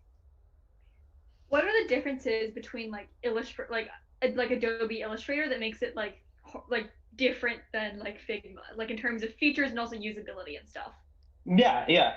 So Illustrator is more comprehensive tool for literally illustration purposes. So a lot of Figma's tools are optimized for digital product design. So you can so some of the elements here that actually I can also dig into are creating components. So for example, these the colors that you have on all of these elements, such as this green, you can attack them as a group across the application, which is something you cannot do in other tools. So I can go in and change this green everywhere in the application, and that really makes it easier as a tool for digital product design, because in digital products there are a lot of shared elements, for example, form fields and things of that nature, and being able to address the way they look and feel across the application is what makes Figma an excellent place to start with regards to digital design. Okay, Yeah. so like Adobe Illustrator would be more for like if you like for designing like more specific things and like to like actually drawing them. Whereas Yeah, if you want to get into illustrating, say, characters, or you want to create like splash images and things of that nature, Illustrator feature set is a bit more refined for that purposes. So for example, this icon of a taco for this taco party app, I would Illustrator would be a more optimized tool to create something like that. And Figma is the ideal tool to go in and create a app design or a web design. Yeah. Okay. I myself have no other questions to ask. That's all right. That's all right. You can. One thing that I actually haven't touched upon yet that I'd love to is the component stuff that I'd mentioned earlier. So one of the best affordances of Figma is the ability to create components that can be set at the beginning, and then if the project demands that those things be changed in the future, you can address them across the application. Now, the reason this is so valuable is if you've got this design that I'm showing here only has 6 screens, but once you get into an application that has 50 plus screens, you can get into a situation where attacking individual elements are not easy. And similar to addressing color, you can also go in, and I've created a preset set of text styles here, and I can go in and edit each of those styles should I choose to do so. So for example, if I wanted to edit my largest header style here, I go in, I can change the font entirely to something like that, and that changes it across my application. And that's incredibly convenient and useful to have when you're working with a much larger application within Figma or within your digital design process. Yeah, okay, that sounds interesting and probably more convenient than any of the other ones where it's like you have to design each individual interface, and it's like absolutely way too long of a time. Yeah. So there like are no more questions that I personally have, okay. or that I don't think there's any currently in the chat. So yeah, so what we're going to do now is we're going to hop, so the networking break was scheduled for 3:50, but we're going to hop in there early so you can get a chance to talk to different people and perhaps ask more questions in like a personal setting that they might not want to ask in like the big kind of Discord server. Sounds good. So the link is, so I think the link is right there. It's the latest link in the announcements chat. So please head over to that Zoom meeting, which I'll be opening soon, and then I'll see you guys there. Terrific.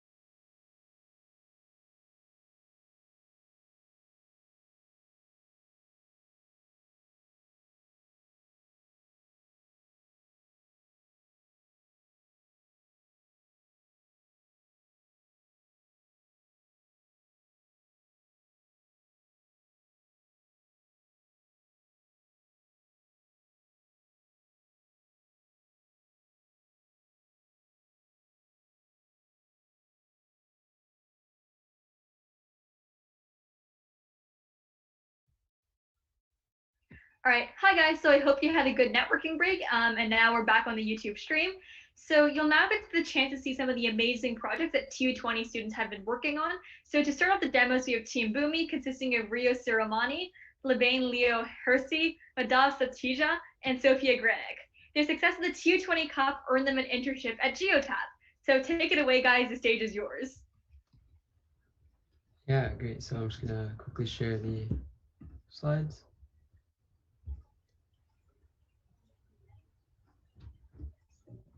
Okay, so hi everyone, I'm Ria. Hi, I'm Labaine. I'm Sophia. And I'm Madhav. So Ria, Sophia, Labaine, and I competed at the annual TU20 Cup event this year in March.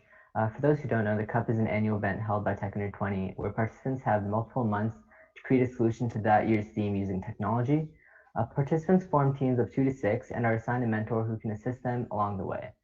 Mentors provide feedback and advice on their product, the cup, and anything else they may need help with in the process.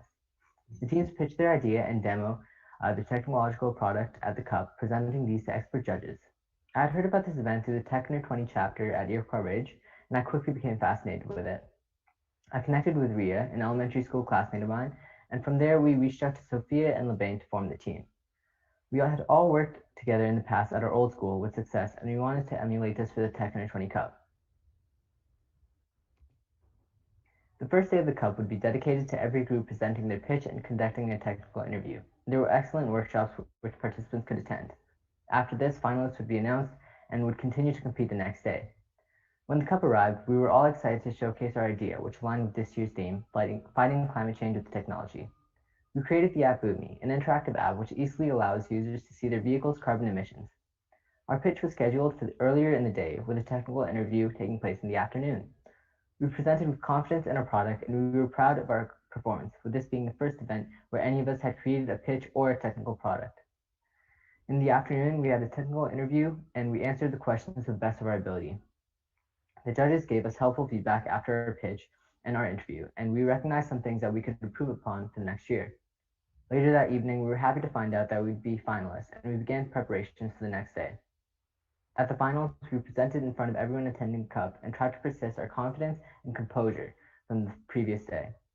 We were able to win the Geotab challenge, and as a result, we would be given the opportunity to work as summer interns at Geotab. So, as winners of the Geotab challenge at the TU20 Cup, we were granted an internship at Geotab for this past summer. Working at Geotab was an experience that we will never forget. Going into the internship, we were so excited to have the opportunity to be able to bring our vision of Boomi to life. Starting our role as software development interns, there were so many things that were new to us in a work setting. We were now meeting every day to come up with a plan on how to best emulate our initial ideas of the app. Through a series of planning meetings, sprints, and demos, we were able to determine our strengths and weaknesses and make changes accordingly. Having many different voices helped us shape our app into the most successful version possible. During our sprints, we had to work as a team to learn new ways to get around obstacles. We often had different ideas for the project, but always managed to come up with a solution that everyone was satisfied with. We were also exposed to so many other opportunities that we could have never imagined. This job was so much more to us than just developing an app. We were able to meet people at Geotab who were in other roles and learn more about their roles, gain valuable connections, help out with some other projects, and at the end of it all, we were able to reflect on our experiences while practicing some more soft skills such as presenting by creating infographics that summed up our experience as software development interns. So we went into this internship as a group of grade 10 students who had extremely limited software development knowledge, but were eventually able to create an app, which Labaine will now tell you a little bit more about. Yeah, so as the others have said, we arrived at Geotab with very little experience in software development, if any. So developing a mobile application from scratch seemed a little daunting at first. Yet we truly wanted to bring our vision of a functioning carbon tracking app to life. So how did we do this? Well, through some research and some help from others, we quickly found some tools that would eventually play vital roles in the development of Boomi. Before we began programming anything, we used a graphical design software called Figma to visually create the screens that we wanted the user to see. After this design process, we learned of a UI development developed by Google called Flutter. The Flutter SDK allows developers to create apps for both Android and iOS at the same time, which was a nice add-on. Using Flutter and Google's native language of Dart, we were able to recreate our Figma designs for code, and now enabling us to run our app on phones or simulators. The last tool that allowed us to create Boomi was the Geotab SDK. With Geotab's database, we were able to pull data from a test user and connect it to a test vehicle and display it on Boomi. Altogether, the process allowed us to create a functioning version of Boomi. As great as verbally describing Boomi would be, the best way to do it would be to visually show you. So we have some screenshots here for the demo. So we do have a video, but it's rather long. So we're gonna, for time's sake, we're gonna stick to the screenshots. So here to start, we have the opening splash screen that greets the user when they open up the app. And then we have the home screen, which really was designed to act like a quick dashboard with key information. You can see here that our test user, Rita, is able to see things like her daily emissions and her weekly progress without having to navigate through the rest of the app searching for that information. Next, we have the report screen, which is basically a more detailed version of the home screen with graphs, charts, and other visuals to display the information we're pulling from the user's vehicle. And then we have the leaderboard, where users can compare their progress to their peers and compete with friends. Then we have the challenges screen, where users can join public or private challenges that aim to reduce various aspects of their carbon footprint. You can see here there's a walking challenge, a public transit challenge, and a challenge that focuses more on carpooling. So with these challenges, we can focus on other parts of someone's carbon footprint rather than just the emissions coming from their vehicle. Another feature of Boomi is the user's ability to customize their own challenge and then invite their friends to join. So you can see from the second picture here that users can select a category, name their challenge, and all the things you'd expect to see, similar to the other apps like the Nike Run Club. Next, we have the profile screen, and then we have the vehicle data screen, which serves as a collection of all the raw data that we're pulling from the user's vehicle. So together, all these features make up the app that we created over the summer and a functioning carbon tracking app.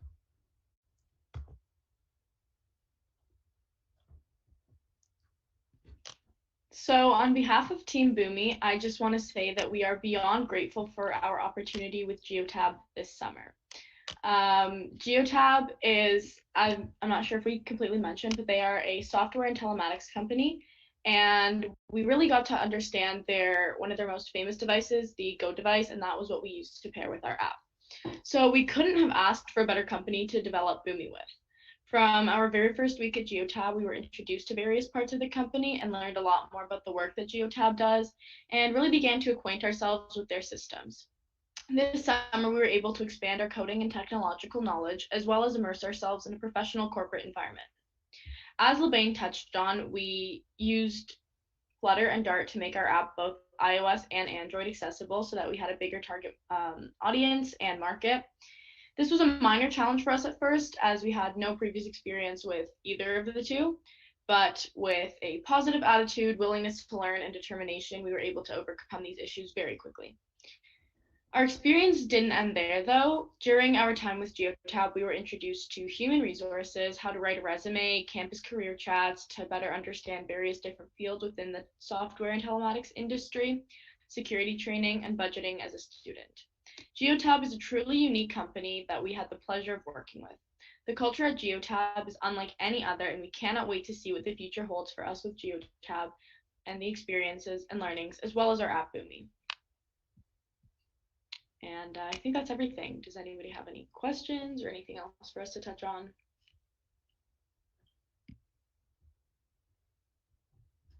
Yeah, so there's a question that's currently in the Discord from Dennis. So he asks, can you each share a piece of advice that stuck with you from all throughout TU20 or your Geotab process?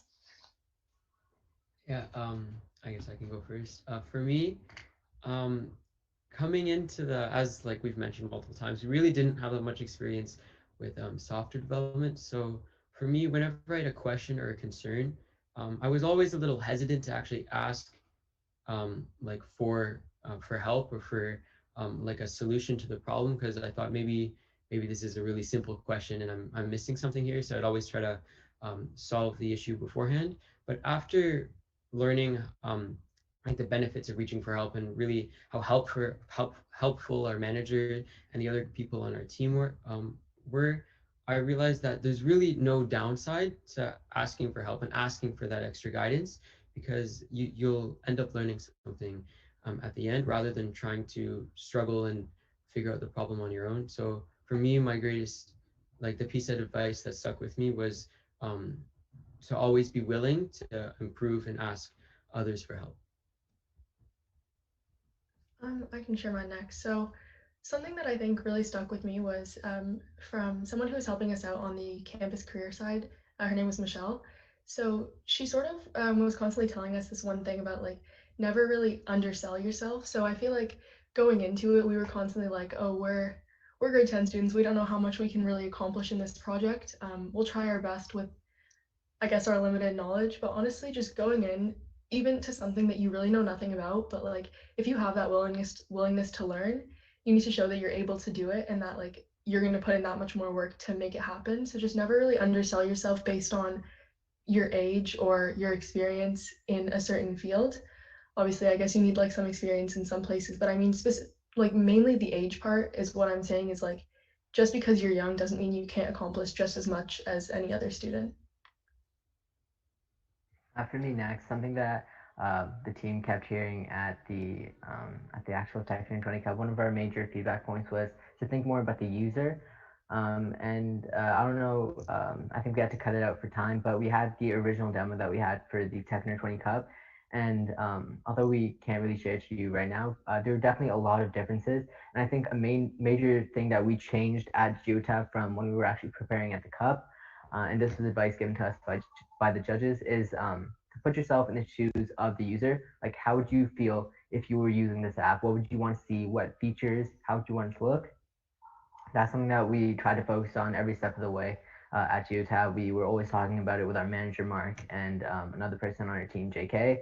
We were always asking for advice if they were the users, what they want to implement, what they want to see, and I think that really did advance our product a lot more than if we hadn't thought about it that way. Yeah, well, working in a corporate professional environment, I think my major takeaway was really be on top of your work and be organized. We definitely were more on top of ourselves and self-regulating with Geotab than we were for the Tech Under 20 contest. And not to say that we were necessarily disorganized. We just kind of went with the flow a little more instead of creating solid points and creating a plan. And I really don't think we would have been able to achieve as much as we did if we weren't so on top of our work and constantly pushing forward, making sure that we finished one part before moving on to the next. So my biggest takeaway was definitely be organized and self-regulate. Yeah, that's definitely good advice. Thank you guys so much for coming to speak with us. And we should have our let me see if the person is here. Okay, so they're not on the panel right now, so hold on for a little bit. We'll take a quick break as we contact the next panelist and get them in here. And if you have any more questions in the meanwhile, feel free to ask them in the demo channel of our TU20 Cup participants. Thank you.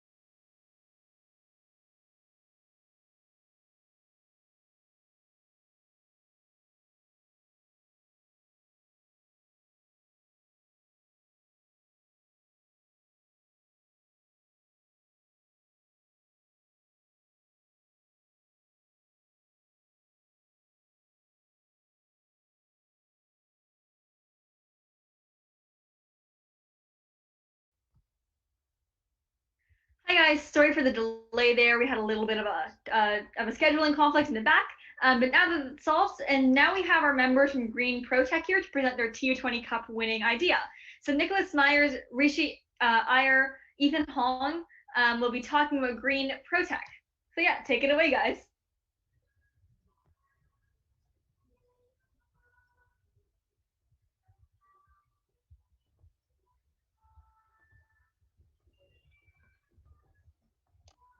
Hello everyone, we're Green ProTech and my name is Ethan Hong. So today we're going to present our business proposal, our current MVP, and the progress we have made after winning the 2020 Tech on the 20 Cup. We're going to first describe the traditional receipts problems and how we're addressing it using our product, and discuss our market research, introduce the innovation, and lately we will do a short demo of our current MVP. Sorry. Apparently I started from the last slide. So we're a team of 4 members, Nicholas Mears, Curry Jones, Rishi Iyer, and me. So global warming is a defining issue of our time, and it is increasing ever more rapidly. Outdated paper receipts are a huge problem and a huge contributor to rising temperatures around the world. The US alone suffers the loss of 12.4 million trees and 13 billion gallons of water yearly just in the creation of traditional printed receipts. And this results in 1.5 billion pounds of waste and 4 billion pounds of CO2, while 93% of paper receipts shouldn't be recycled. And its chemical structures that's used in producing the printed receipts always cause human health problems like cancers, diabetes, and various child-related disorders. On a global scale, this issue affects approximately 4.7 billion people, and is also expensive, tedious to print thermal paper for businesses. On average, a retailer who prints over 1,000 receipts daily pays around $5,475 to $18,000 each year. So to research the problem, we have collected survey results from 43 customers. My team member Rishi Iyer is going to discuss this part. So the primary research data, 79% find paper receipts very tedious.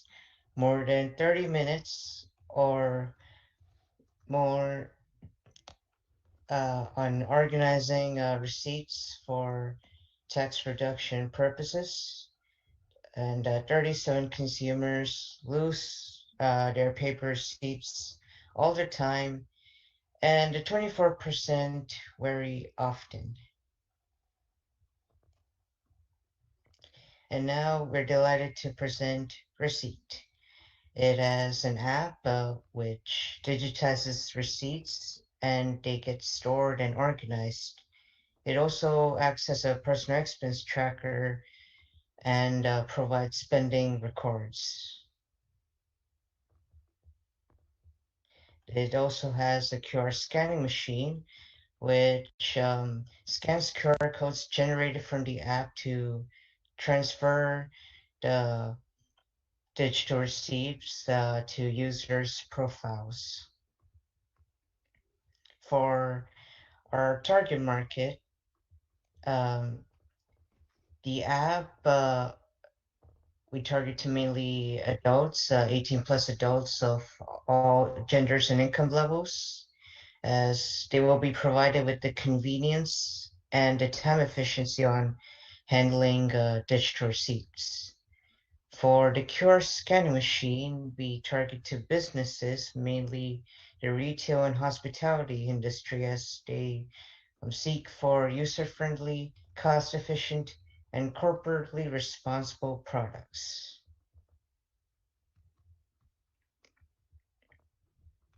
So for the app, as our system eliminates paper receipts, saves expenses, and promotes eco-friendliness, I think it meets the preferences of a lot of retailers in North America. And we take a business-to-business approach for selling our QR scanning machines. Our marketing strategies are composed of mainly three parts. First, direct outreach, reaching out to different prospective clients through personalized emails and phone calls, funded by using professional network platforms such as LinkedIn, Shapper, and by visiting Retail Council of Canada to discuss partnership and promote our product standardization. And second, attending trade shows, for example, the Retail Council of Canada store trade show to raise awareness and forge relations with potential customers and investors. Lastly, we want to advertise our app to general consumers on App Store, Google Store, and Facebook, which is the social media site used by most of our adults and our target customers. The estimated wholesale production cost of all the parts involved in manufacturing a QR scanning machine is around $65.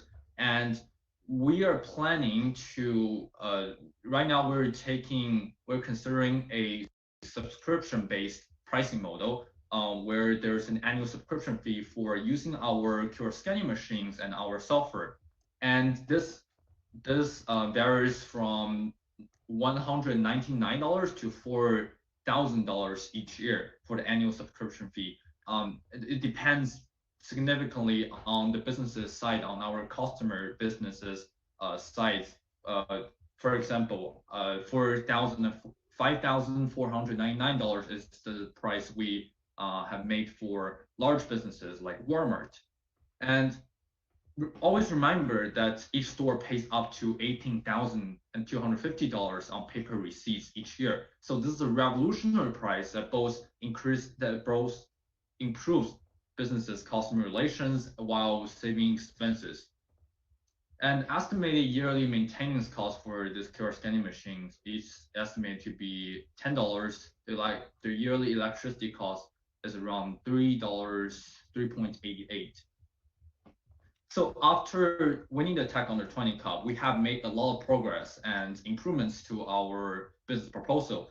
One of the most important part is that we have figured out how our business is going to operate when it enters the market and what specific members we require in order to make our product better and in order to better target our target market, and as well as finding specific finding people who have specific technical expertise that can further and improve our current MVP. We have also conducted market research on competitors who have similar products, and we figured out what their strengths and disadvantages are and what our strengths and disadvantages are in order to compare and find out how we can improve our product.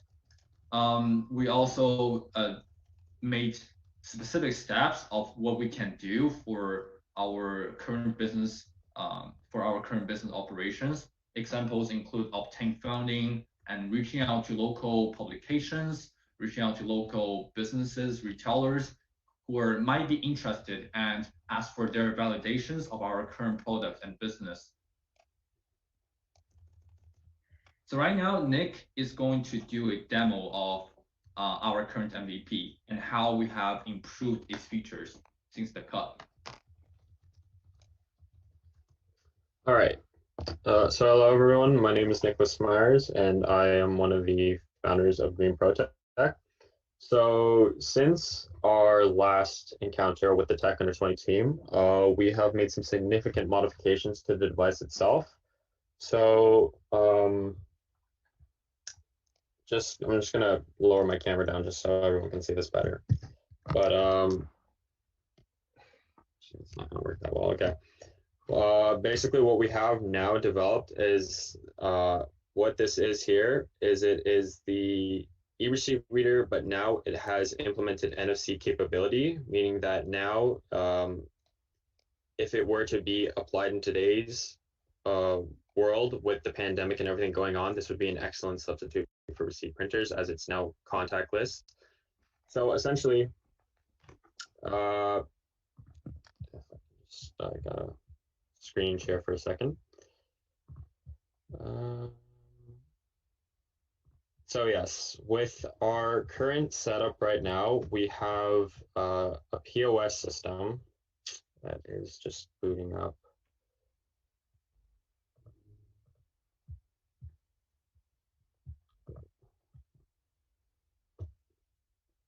I'm not seeing a screen share option for it.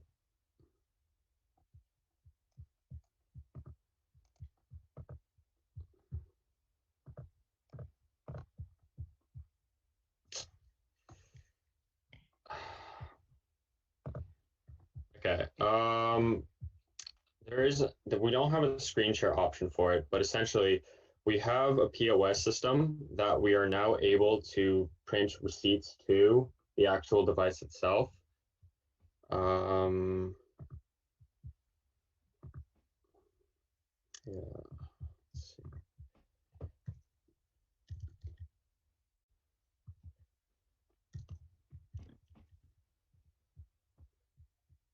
Oh, technical difficulties. Here we are. Okay, yes. So what we have right here is a POS system that would be standard for most businesses. So essentially what the cashier would proceed to do is they would then, so just ring out someone. So we could just put in a couple items in here. So hat, shirt, pants. And essentially what they would then do then is they would go to pay, select cash type, and then they would print receipt. Now, in our previous iteration, what happened was they would actually have to manually insert the store name. However, that is now built into the actual system itself. So now when they print, the device or the print file is sent directly to the device. And now what happens is you can take your phone, and when you scan your phone on the actual device itself now, what will happen is the receipt will then be sent to the actual user's profile. And what you can then do is if you go, unfortunately, right now our app we have a little technical difficulty with the app.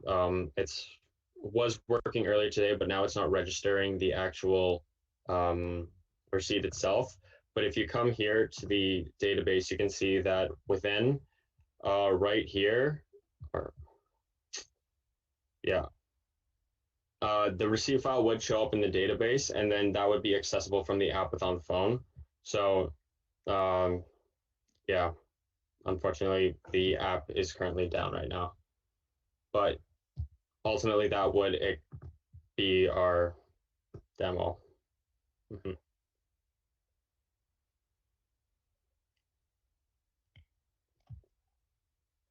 So that's the end of our presentation. We'll be glad to take any questions if there's any available time left.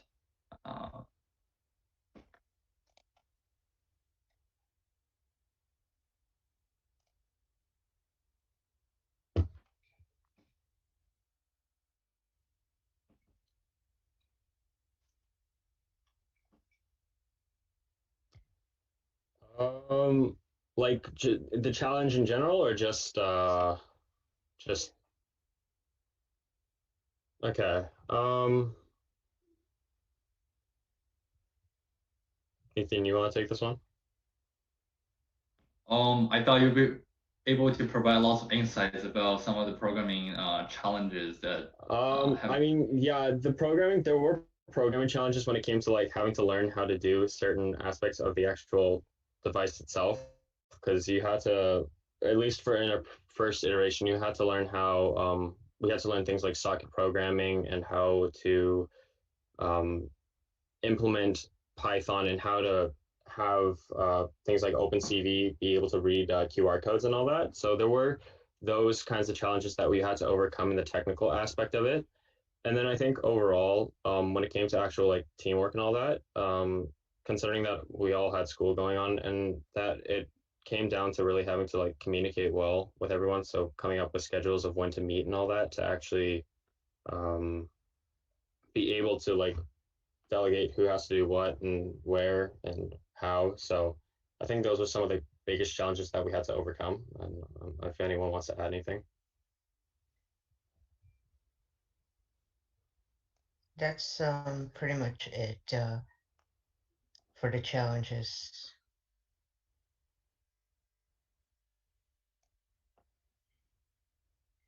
Okay, Any so other questions? oh, sorry. I have a question. If you could take like one piece of advice from your entire process and give it to someone who wanted to start their own app to try and solve a social issue, what would it be? Don't give up so easily, because when I was programming and working on this stuff, even now with the failed product demo, you do come with this kind of stuff, there do come challenges, and some things aren't going to work when you want them to. So it's really just taking time to just kind of relax, analyze your problem, figure out what is currently going wrong. So if it has to be looking through error logs or something like that, just don't give up because something doesn't work. Just keep going at it, and eventually you'll get your desired outcome.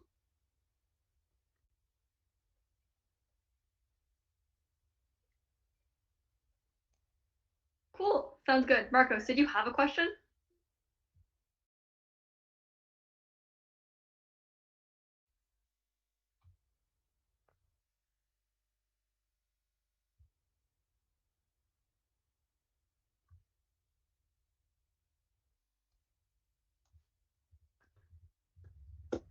What would we have done differently? Um, Personally, I don't think I would do anything differently. I don't know. How about you, Ethan or Rishi? I don't remember anything that particularly wrong about the whole project. I wouldn't really do anything different, honestly. Yeah.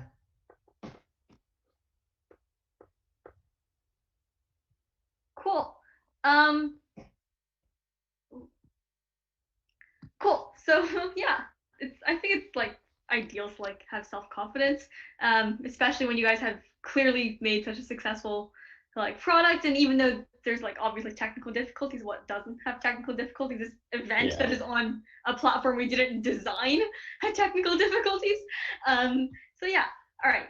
Thank you guys so much for being here. We're gonna move into the conclusion of TU20 Expo now. So just thank you, a big thank you to the students for sharing their projects with us. And it's lovely to see what talented people have been working on, people who are past TU20 students, people, not students, like people who have been to our events. And yeah, okay. So we have opportunities offered like TU20 Expo throughout the years. This isn't our only opportunity for students to showcase their incredible talents. As you mentioned, as they remember, the panelists all mentioned their experience with TU20 Cup. That's where we met a lot of these people, so also go check out that. So coming up in November, we have TU20 Cases, TU20 Cup, and TU20 Hired, which was previously Learn to Get Hired. That's the name you might have known it by. And TU20 Ventures is a new program that TU20 is starting. It's also going to start very soon in September. Okay, so what is Ventures? It's a one that's coming up the soonest, so I thought I'd mention it first. It's a community-focused entrepreneurship accelerator. The program runs throughout the year and will cover 7 unique cases across tech and business, with opportunities to meet and learn from domain experts, create solutions, and discover the journey of being an entrepreneur. The first meeting is going to happen Monday, September 22nd. So if you do want to sign up really quickly. You can message the TU20 Discord to find how, or go onto our website. Okay, so cases. So TU20 Cases is another event that we run annually. So you get to explore issues that organizations face and come up with solutions. It is going to be online this year, but also some exciting new aspects are that TU20 will be working with charitable organizations to create a few applicable real-life cases, and students will get the chance to come up with a written proposal. Winners will get to work closely with these organizations for a mini internship to implement potential solutions based on the real cases and make their impact. In the feedback form, you'll find a link to cases on our website that you can take a look at. So the Cup is a multi-month event, as every single person here mentioned. It's a multi-month event focused on motivating youth to get involved in technology and business. So teams of 2 to 6 students work together with the help of a mentor to innovate a solution using technology related to the yearly theme, and also helping charities and youth. So typically the final event is somewhere around March. So yeah. So TU20 Hired, previously known as Learn to Get Hired, is learning about what job opportunities are available and what employers care about in your resume, making yourself more employable and potentially getting a summer job opportunity. All right. So if you want to get more involved with TU20 beyond just our events, we have chapters programs at many different schools in Halton, Mississauga, and other regions where you get to learn and apply different skills from business to tech. If you're interested in starting a chapter at your school, please let us know. Please fill out the feedback form to help us improve future events. It's in the description box of this YouTube stream, and it's also sent in the Discord. We hope that you met some really cool people and learned something new. These channels will stay open, and if you'd like to have a place to refer back to anything or get into touch with anyone from the event, we have the 2020 Expo channels for you here. People have already been sending resources. For example, in the design workshop,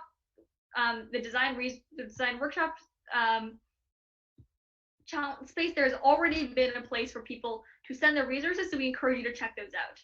And a final massive thank you to all the speakers that came out to speak, and to our attendees for sticking with us through our first massive virtual event. And thank you for coming. We hope to see you around at more of our events. All right, have a wonderful weekend, and I hope TU20 has let you learn something about the tech world and the industry as a whole.